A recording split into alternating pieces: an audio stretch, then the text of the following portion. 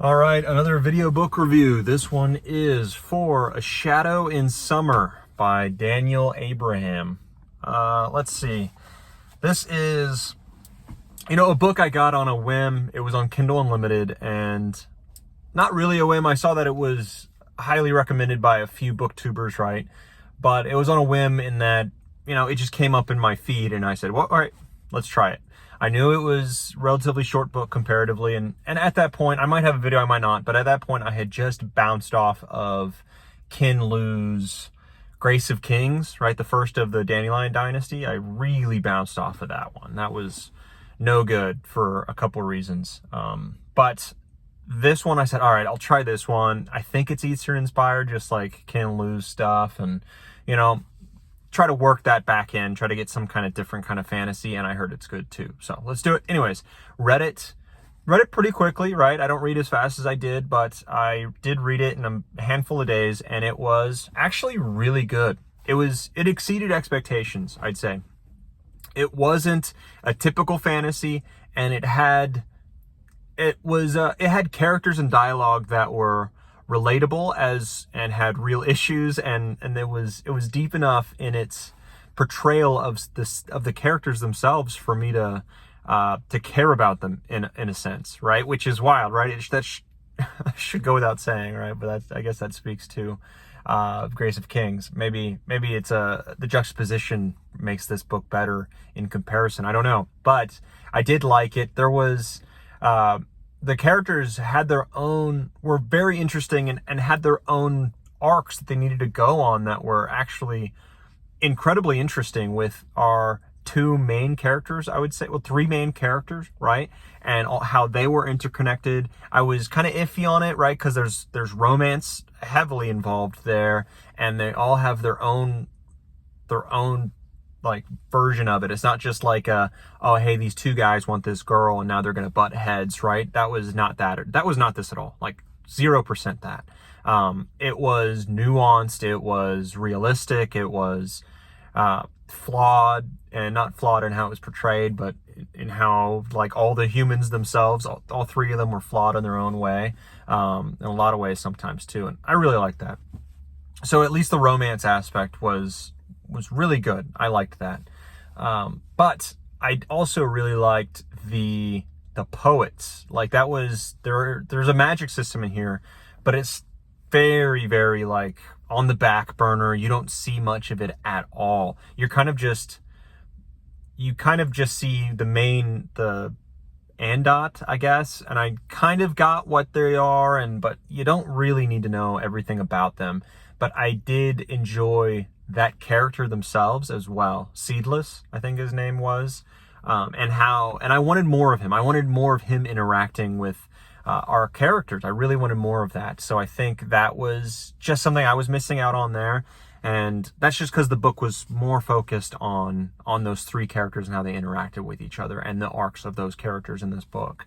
But I want more of Seedless, at least in the next ones, because I will read the next ones. I'll just have to add it to the queue. I think I want to read the last Daughter of the Empire one, Heir to the Empire. Who knows, right? But I'm going to read that one before. I'm reading a lot of Asian-inspired stuff, too. Wow. Anyways, what's it called? I liked the poet himself. The poet was a very complex character himself in that he was, he's 0% a hero, 0% someone that you should like. He should be in the book, right? If this was a typical one of these kind of books where he's the master, that he's not giving his apprentice the time to breathe, the time to learn. He's not putting his time into that apprentice. And then he's also he goes to the soft houses, I think is what they're called here, the ladies of the night. He drinks just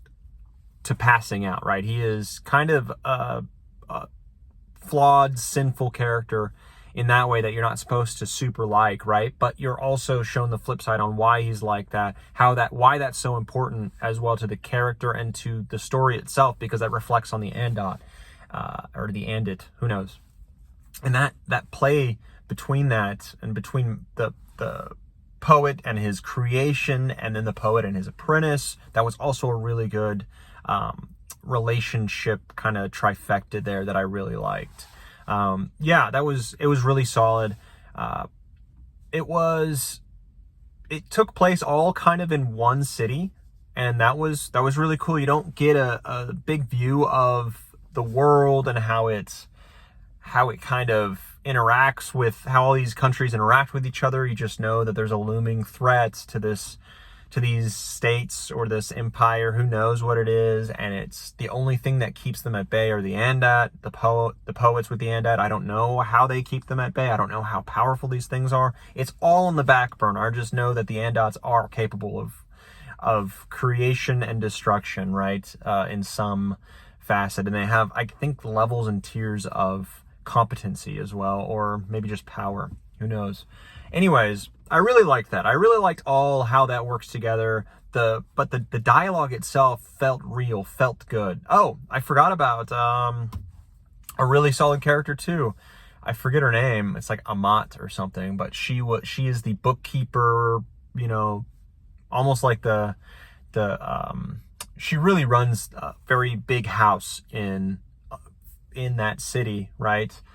These are all weird names. I'm not going to remember them, right? But I've read so many of these fantasy books. Maybe some people can keep all that stuff in their mind, but when I'm reading, I get it, and I can obviously distinguish between the names as I'm reading. But, you know, as soon as I close those pages and move on to the next book, all those very specific names, unless you've really, you know, laid a mark on me, made your mark, stamped it on my freaking mind, that's not going to stick. It's going to go right out my ear, you know, slip out. Anyways, she's like, she isn't the leader of that house or even a member of the house, other than being like the bookkeeper of it.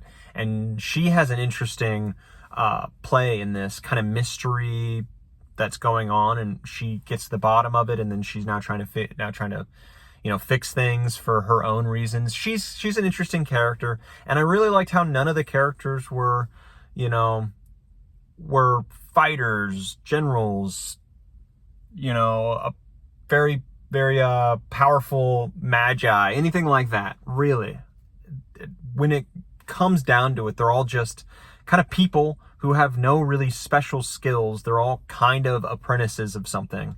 And then you have, you know, the poet, who's not really a main character that we have, and then Amat, who in her own self, she's really the only really capable person in this book who has a profession and is really knowledgeable and skilled at it. And it was great to see how she does her stuff. So it was a unique, interesting fantasy that I really enjoyed. I wouldn't put it anywhere like top 10 I've ever read or top 20 fantasies I've ever read, but it's, you know, it is super good, super readable, quick. The pace is really quick. It's just really solid quality. And I don't know, it's, if you ever get a tool in your hand and you're like, okay, this was made well. This was made well. No, it's not, you know, the sleekest thing I've ever used, but if you ever used American made tools, they do the job. They do the job well. They're not gussed up and pretty, but they are there and they will do the job. They're not the most expensive either, you know, they're not some foreign import, you know, anything like that. They do the job. They're blunt. They're good to go, right? And that's what I feel like this book is in a sense. It wasn't, you know, dumb. It wasn't, you know, it's not like Brandon Sanderson where you sacrifice like all prose for what he has, or he has a specific kind of prose that sacrifices a lot of the things that make books interesting to read, which is why I don't like reading Brandon Sanderson. But this doesn't have that, but it is very straightforward. It is very straightforward, but it has its own way of words sometimes. Anyways, that's enough on that. I'd give it like an 8.2, 8.3 out of 10, right? It's probably not going to leave the biggest mark in my mind, but as I read it, I knew it was of quality and it was done well. And I hope that the next books kind of expand on it and make it a more memorable, more impactful experience. All right, 8.2, 8.3, on to the next book.